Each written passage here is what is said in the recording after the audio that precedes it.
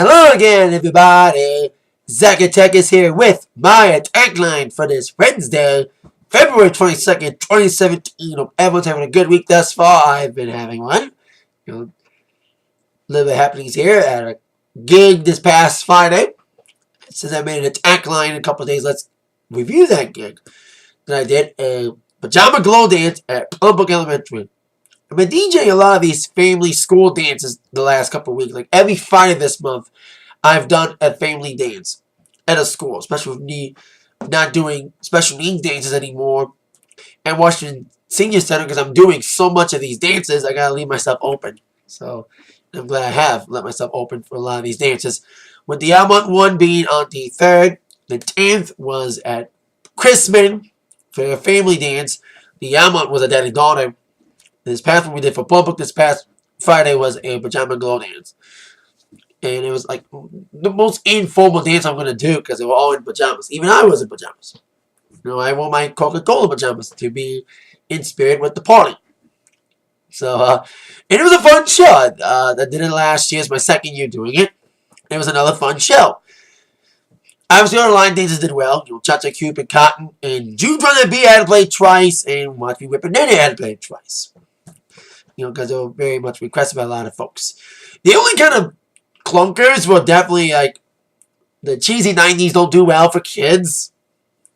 And did Call Me Maybe a couple weeks back in Almont. That was pretty good, pretty well received, but it wasn't as well received.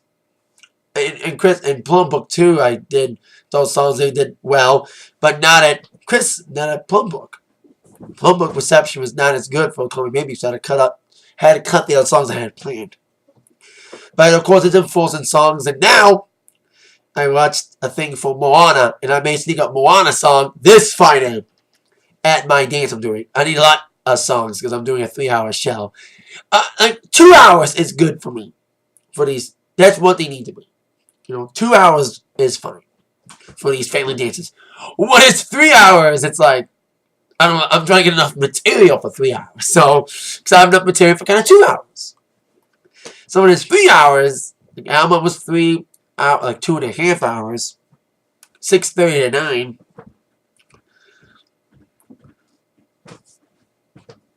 You know, I had to kill a couple hours. But this coming up at Princeton is like 3 hours. But Public was 2. It was fun again. Of course, Me Too did pretty well. I always get reception from Me Too. And Can't Stop the Feeling by JT does well every time. And Uptown Funk, obviously, with the kids. So, another fun dance this past Friday. Got another gig, like I mentioned, this upcoming Friday for Princeton Elementary. It's in St. Clair Shores. It's at Jefferson Middle School, though. It's my first time DJing this daddy-daughter dance in 2 years. I did it in 2015. Couldn't do it last year because I wasn't available. This year I am available. And then the next day, I'm going to see Eric Church at the Palace of Auburn Hills as part of his Haunting My Own tour. So I came in for that. No, I'm wearing a Spice Girls shirt. But there's a reason. Because they're British. And we had the Brit Awards. It just happened. And I'll get to those in just a few minutes.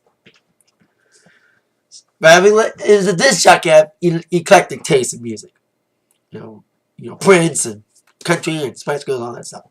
So, there, I came in for Eric Church Saturday and my gig on Friday. Let's get down to entertainment business with, of course, your number ones. First, your number one movie. Your still number one movie for the second week in a row. The Lego Batman movie. Rating supreme with a decent $32 million total. While the movies that came out, the new movies, kind of bombed. With The Great Wall, the Matt Damon epic, so-called epic, debuted at number 3 with $18 million, while the Fist Fight with Ice Cube, bumpity-bum-bum, kind of, with $12 million, debuting at number 5. Well, stupid new horror movie bombed. Yay! Cure for Women is bombed, because I've never seen trailers like, what the hell is this shit? So it bombed.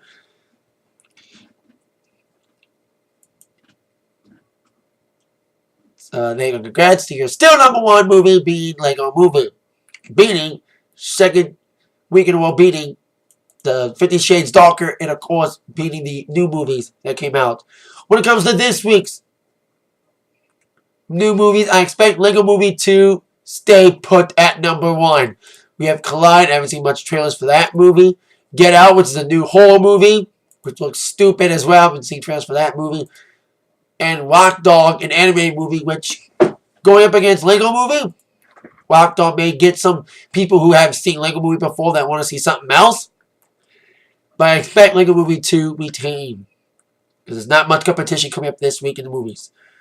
Meanwhile, while 50 Shades Darker is not your number one movie, it's the number one soundtrack on the Billboard charts.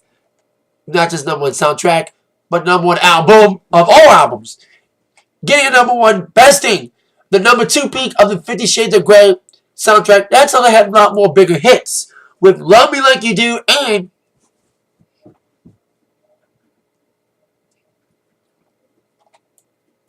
You Deserve It by The Weeknd. Those two, and of course the first one was Ellie Goulding. Those two songs were nominated for Oscar for Best Original Song last year. But of course the only big hit was I Don't Want to Live Forever by Zayn and Taylor Swift. So big debut for 50 Shades Darker, number one album, despite the movie not doing. Speaking of The Weeknd, his album gets a bit of jump. Couple albums got a big jump from the Grammys, where Bruno Mars getting it at number 2. Adele's album sales going up for a big win for Album of the Year. And Starboy going up to number 5 because of the Grammys. And a song that was also performed at the Grammys and performed at the Brits tonight.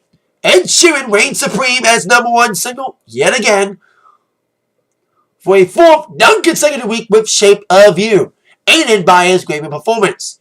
Another song that debuted at the Grammys was Katy Perry's latest Chained to the Rhythm, which the video just came out a couple days ago. Debuts at number 4. And the song is, it's okay. You know, can we get a bouncy song again? You know, as a disc jockey, I'm not the biggest fan of mid-tempo songs. I like bouncy songs. I like Me Too's. I like Can't Stop the Feelings. We need more of those. And of course, we had a lot of mid-tempo during the Brit Awards. So against your number ones for this week in the movies and Billboard. Now let's get to the Brits, which of course aired tonight at, I think it was like 7:30 English time, 2:30 American time. And they have a live stream. And before we get to anything about the Brits, Skip Marley has the highest chart positioning of his entire family. The first top 10 hit for any member of the Marley family since he's featured on Chained to the Rhythm. So, impressive. But, on to the Brits, got to see the stream on YouTube. I think it's my third year doing that. And I liked it in 2015. 2016 was decent. This one was okay. Some okay performances and, of course, some interesting winners. You had replacement host because Michael Bublé was supposed to host, but was replaced last minute by these two British hosts, Dermot and Emma, sending their best wishes to Michael Bublé blowing out because of family commitments, because his son's got cancer right now, battling cancer. So best wishes to you, Michael Bublé, and your family. Let's get to the awards first and my thoughts on the performances. The big winner was definitely David Bowie. It took him a long time to finally get a Grammy. It took his death to finally get him a Grammy. 5 of them for Black Star, but he also won the Brits as well. 2 Brits, Best British Male, and Best British Album for Black Star. The only multiple winner. Everybody else won at least one. The other British awards, Emily Sunday, who I knew from her hit a couple years ago, next to me. I even heard that at a grocery store a couple days ago. She went Best British Solo, beating out Ellie Goulding. Or as I call it, hey, Adele's not nominated! Yeah, I won! Because Adele's not nominated. Best British Group was the 1975, beating out Bastille. Girl Group Little Mix, Radiohead, and Biffy Clyro, metal group who I'm going to see at Rock on the Range in Columbus. The other British awards, the British Single of the Year went to Shout Out to My Ex by Little Mix, the British version of Fifth Harmony. One of them was engaged to Zayn at one point. There was the first ever Brit for this award. So that's what happened to another British group. Girls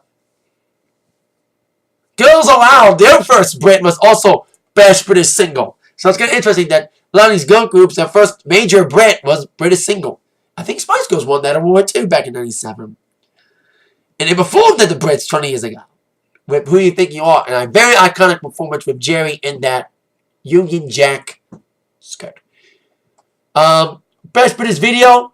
God, it would but One Direction win. Even without hiatus. For the 4th year in a row, they win Best British video because it was fan voted. I've always said this. When it's fan voted and One Direction is nominated, they fucking win. Every time. Louis accepted it, but come on. At least, I think all the British artists are probably like, yay, no more One Direction videos because no hiatus. That means we probably have a fucking chance next year. So there you go. The international winners, interesting, all African American. And the other multiple winner was Rag and Bone Man. I saw this little clip of him, and he was interesting. Winning Best British Breakthrough Act, and he already captured the Critics' Choice Award. But international, all African American winners. Drake winning Best International Male. Beyonce winning Best International Female. And Best International Group, kind of like David Bowie. They only won because one of the members died. Time called Crest. Looking at their competition, they're up against Drake and Future, Kings of Leon, Nick Cave and the Bad Seeds, and 21 Pilots. If Five Dog didn't die, 21 Pilots probably would have won. So, there you go. The performances. I like Little Mix because of the girl group in me, because I'm a Spice Girl person. And I'm straight, but I like it. They opened up the show and, of course, the performance of Shout Out to My Ex, very military themed. Very interesting way to start up the show. Probably the only poppy song. If I was a UK teacher, that'd be the only song I would play from the show, because it's the only bouncy song. The other performances were just decent. 1975 was not bad. Kind of reminded me of like Shut Up and Dance. You know, kind of that wacky pop vibe of their song. Listen to like the sound of my heart. So I kind of dug that. Also, you had Ed Sheeran performing a medley of both Castle on the Hill and, of course, the #1 single, Shape of You, with a live band. Usually he performs by himself with loops, like he did at the Grammys, but he had a band and a special appearance from British rapper Stormzy. And double the Chris Martin, double the fun. We had, of course, a George Michael tribute. They had a little tribute montage with a little Prince tossed in. And it's interesting that the Brit Awards kind of get a better tribute of artists of their own than America does. Like David Bowie, George Michael had kind of better tribute to the Brits than at the Grammys. You know, I like Gaga's performance of Bowie at the Grammys last year, but kind of felt Vegas-y. I almost agree with those critics. But the Brits, you had some of David Bowie's former bandmates performing a medley of his songs, ending with a powerful performance of Life on Mars by Lorde.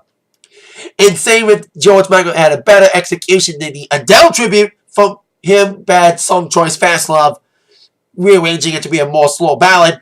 Better tribute, especially yet Andrew Ridgeley there, the other member of Wham, along with the two girls that were in Wham as well. They had a script, obviously, but it was meant from the heart. There was some emotion shown by Andrew Ridgeley along with the females from the group, Pepsi and Cheryl, or Sherry. I hope I got those names right. Yeah, Shirley. Yeah, Pepsi and Shirley. They were grouped together too after Wham broke up. So that was a very powerful moment of the show. And Chris Martin singing a song. Yeah, he tried his best. He's no Adele. You know, if Adele would have sung that song instead of Fast Love, it would have been more better. And he had a little clip of George Michael singing as well, proving why, like Prince, you can imitate him, but you can never duplicate him. And then we saw Chris Martin again with Coldplay performing a new collabo song with the Chainsmokers. Sounds something like this. Or in my case, sounds like Roses. Doesn't like the drum beat do. Sounds like the backbeat of Roses. Another big hit they had last year during their breakthrough year being the Chainsmokers. But I like the song though. I could play it at my gigs maybe. Bruno Mars, Ed Sheeran, and Katy Perry kind of did a repeat of Grammy performances.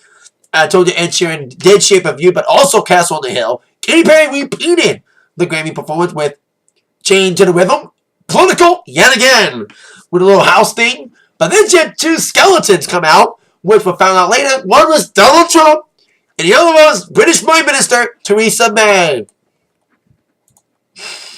She's She can't leave the politics at home.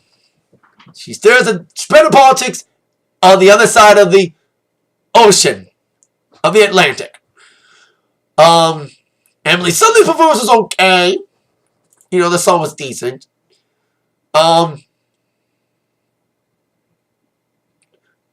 You also had Skepta performing rap song that was kind of censored, I heard.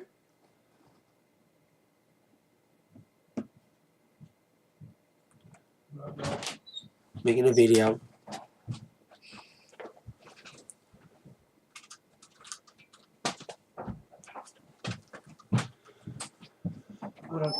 So, they ended with Wabi Worms. I like Wabi personally. He's not a big star in the US as he is in the UK.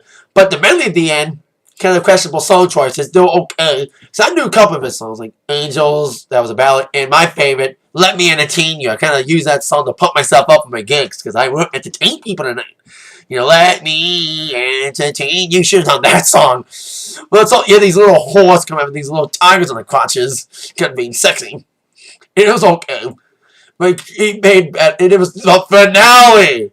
You know, I've seen better finales of the Brits, even with Madonna doing an infamous fall a couple years ago doing Living for Love. So, it was a decent show, let's say that much. Not as good as 2015. But some okay little performances here and there with a little mix being decent. The George Michael tribute, well, great, better execution than the Grammys, but they kind of picked the wrong singer. Chris Brown's okay, but not strong enough for that song. So there you go. This show's going long. Not as long as the Oscars are going to be. The Oscars are Sunday. They're not going to be long. Not as long as it's Atakline. Keep this short and sweet. ACM Awards. Keep it with the award show theme. They announced the nominations last week. The big leader is Keith Urban with 7 nominations, including male vocalist, and of course the big one, entertainer of the year.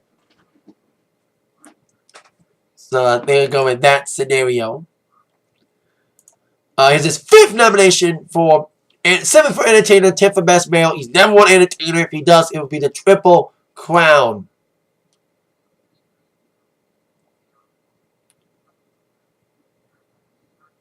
So that's the deal, baby. He'll be up against Carrie Underwood, getting her first Entertainer of the Year in years nomination. She's won a couple times. For George Lloyd, get to them in a second. Luke Bryan also nominated as well, but Garth Brooks isn't. The reigning Entertainer of the Year of the CMAs ain't nominated for Entertainer of the ACMs. The family got a couple nods. Miranda gets 6 nominations, along with Mary Morris, both receiving Album of the Year nods, and also Best Female Vocalist nods. Now, the reign of Miranda ended with Carrie Underwood winning again for the first time in years. But can Mary Morris pull out the upset? She takes on Casey Musgraves, Carrie, Miranda, and Kelsey Ballerini. And Mary Morris also nominated for Best New Female. Couple big names in the Best New Male with John Party, Chris Jansen, and Kane Brown, the country pop guy, kind of like a Sam Smith, not Sam Hunt guy. MGO nominated for Holy, Best Song, along with Humble Kind with one Best Country Song at the Grammys, and also Best Song of the Year at the, I think CMAs, I think. Vice nominated for that, along with Blue What Your Color. Tennessee Whiskey is a cover, but it got nominated for Best Song by Chris Stapleton. Fire Away, very Dog Video nominated for Best Video. A lot of nominations. I can't go on because this video is already going long, so let's give it short and sweet. Big time ACM nominations. Big winner. Big nominations going for Keith Urban being the most with 7. We're in with 6. 5 for Tim McGraw and for Georgia Line, including the song May We All, nominated for Vocal Event of the Year.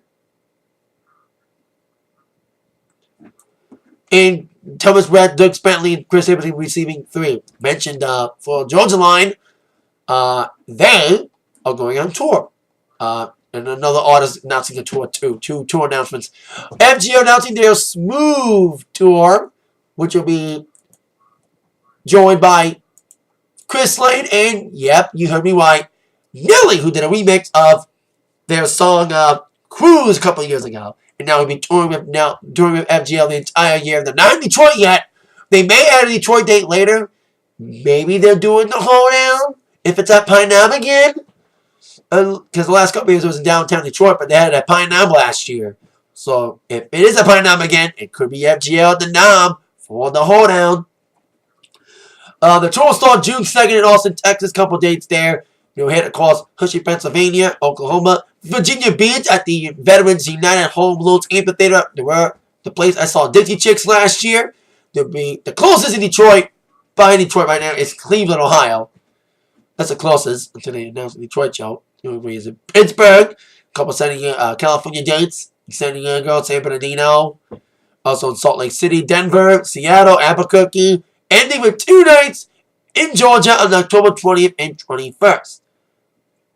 While they're going on a summer tour, Chris Brown's going on a spring tour. He's got his party tour. He'll bring along some big-time rappers from 2003. He'll be joined by 50 Cent and Fabulous, whose last hit toured the 2000s. But he'll also be joined by new rap people, O.T. Genesis, famous for the hit song Cut It, which I play a couple of times at Club 54. And another new up-and-coming rapper, Cap G. The tour will start on March 31st in Baltimore, Maryland. And it will zoom across America for a 2-month stint, which will be stopping in New York, New Jersey, Boston, Charlotte, Cleveland. It will be at the Palace. April 7th will be the day they'll be at the Palace. Also be in St. Paul, Kansas City, New Orleans, a couple Florida dates, including Miami and Tampa, Chicago, Brooklyn, Philly, Columbus, Nashville, Atlanta, San Diego, San Jose, ending in LA on May 23rd. So that's your tour announcements from Chris Brown and Florida Georgia Line. That's it for this very lengthy Atakline. Thank you so much for watching. With that being said, you've been attacked by the news from Zach. See you later. Bye-bye.